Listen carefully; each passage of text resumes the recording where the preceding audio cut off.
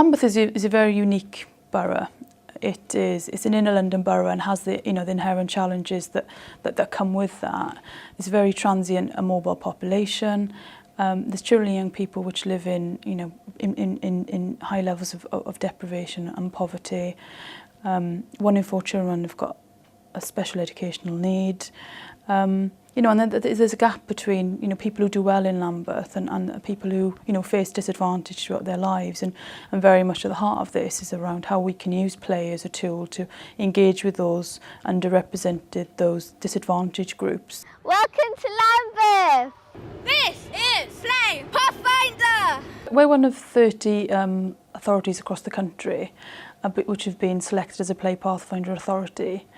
Which largely means we've been awarded £2.5 million up until March 2011 to develop a play park at Max Roach, to refurbish 23 play areas, and also got some revenue money to generate learning around play. It's really kind of an innovative approach to play provision. We're trying to break new grounds. So what we've done also that's quite innovative in Lambeth is brought the architects and the design teams quite early on in the process, so that they were able to lead on the consultations. Governments across Europe and think tanks and academics across Europe and America are challenging traditional ideas of the playground as a safe, risk-free place where children play on designed pieces of equipment in one manner only. Children get very bored very quickly with such play equipment, and it also doesn't test them in unusual and exciting ways, and it's not challenging for them. We're looking at a really extensive period of consultation. We're talking to young people, school teachers, play workers, the general public who use the park on a sunny day or just walk through the park. They're all users of the park, and so they should all be part of the design process.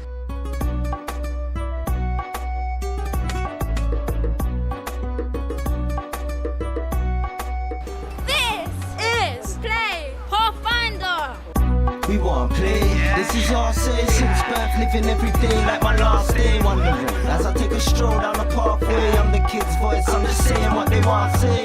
Feel like giving up, the little ones ain't listening, I don't know why they're acting up and they can't even use a bin. Now I reminisce cause times have changed, my mind remains but chilling on the climbing frames, telling souls to bring the dogs out.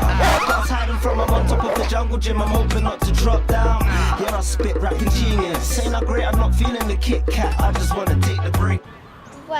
Well, the architects, they had this table and a big canvas, and on the canvas was some not the actual drawing, but as a draft of this playground, but with what they think they could put in.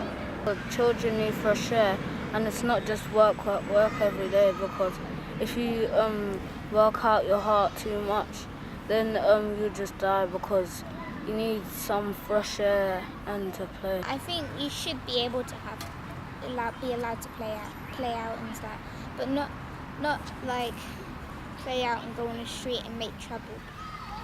I think kids shouldn't be too protected, because it's more excitement if they're not too protected.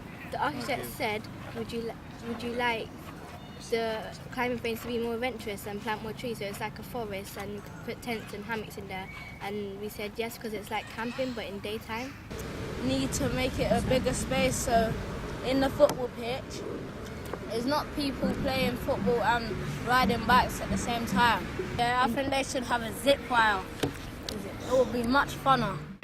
Lambeth have a really ambitious vision for a play park. This is something that's really never been done before.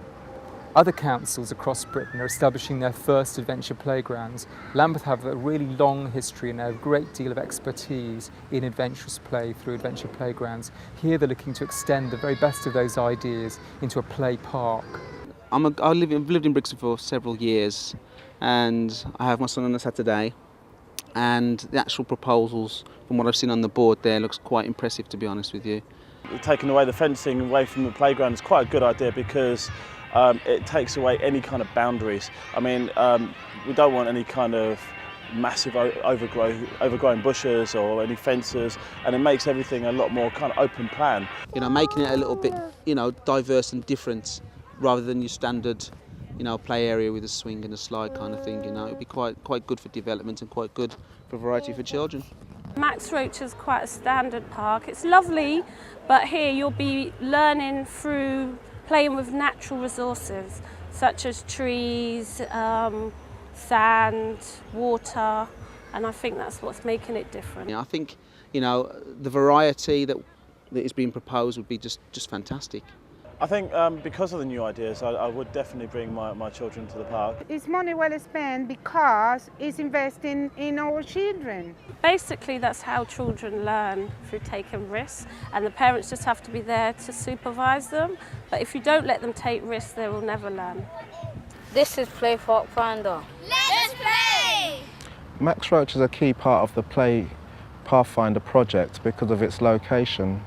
We are in the centre of Brixton. We are surrounded by huge housing estates, and there are social needs that are quite particular to this area that the whole redevelopment of this space would help meet. Play is vital to children and young people's development, and particularly central to children and young people developing throughout their lives in a healthy and fulfilling way. And very much it's central to our commitment to children and young people. Children are great risk assessors.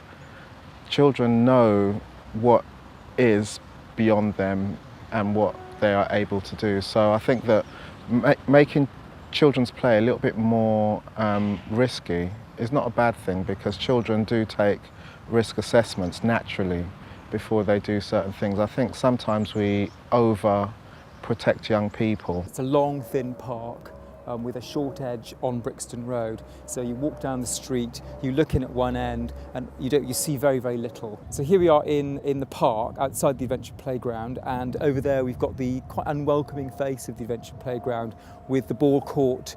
We've talked to local residents and people who use the park, and they're really unaware of what goes on in the Adventure Playground and all the great projects and activities for children and young people. And what we want to do is we really want to connect what happens in the park with the Adventure Playground. In the middle of the park we've got a traditional playground. It's fenced off, dog-free, and inside we've got some typical popular play elements like swings and slides and so on, which are very popular with younger children, especially after school. One of the problems is that it's all paved inside.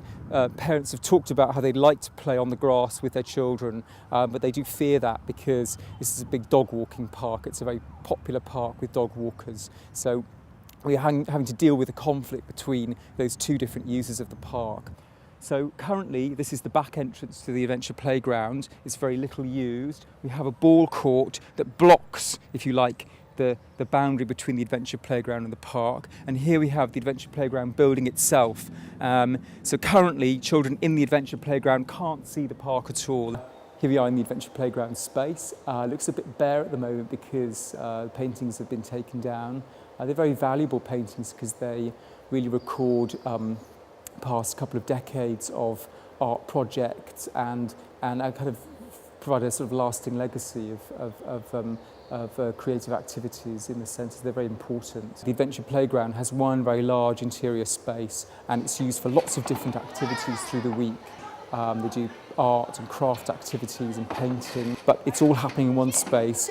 Things get very crowded, and it's difficult for different activities to take place at the same time. The Play Partnership is a cross-sector and cross-departmental partnership group which was set up to initially lead on the Play strategy, and the Play Partnership is responsible for overseeing the Play Pathfinder project and wider projects, and is really the catalyst for significant progress and a success of securing external resources, and vital to that is Lambeth Play Association and the voluntary and community sector in Lambeth. Lambeth Play Association's role within the partnership is to advocate on behalf of the voluntary sector, and the council have been very responsive in that a number of voluntary sector sites have benefited from the Pathfinder funding that's come into the borough. This is Play Pathfinder. Let's play!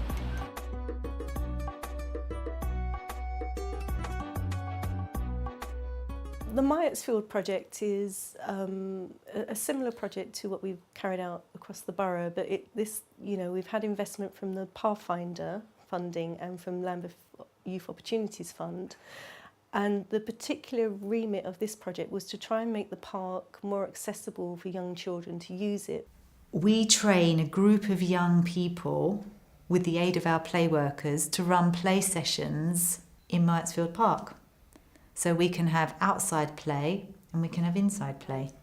The play rangers are young people who live in the local area who are interested in supporting young children in the park to play. We do this outreach every Saturday for children to come down just to play. We've got toys, arts and craft, and we do foraging and a lot of different activities every Saturday. I help the young trainees get involved into play working, so this gives them an opportunity to work with the young children. It gives them a chance to show their creative sides as well. I've wanted to get involved because I actually really like working with kids, and I used to work in a nursery before. We're working with more experienced play workers who have been doing it for years, so that really helps as well. That helps. With the training, we basically have used our knowledge of play working and let the youngsters who are working with us just follow our lead. From doing the outreach here, you can become a play worker, work in your own centre, work with different age children and bring different things to what the children need.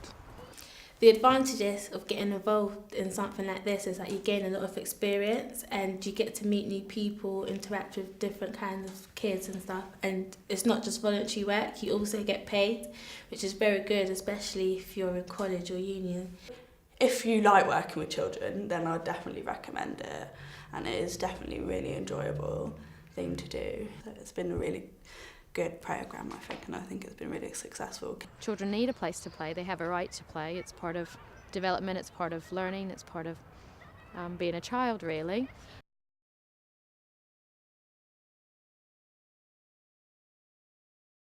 Charlie Chaplin Adventure Playground is a voluntary sector and managed playground which provides a specialist provision for children with disabilities. So it's funded by the council both from play and from social care, and it is a unique provision, just won Adventure Playground of the Year, and is a centre of excellence for play for children with disabilities, and a huge asset to the borough.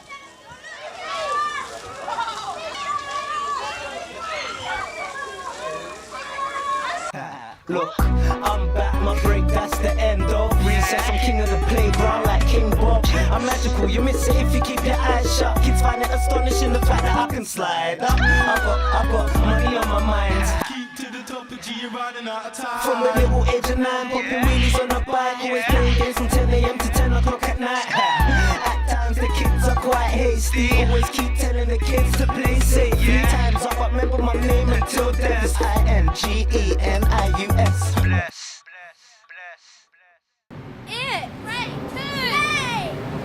I'm very proud of Max Roach as a project, and I'm very pleased that the whole project is developing into a play park. I think it's something that's needed in the local community, and I think that the children deserve the investment.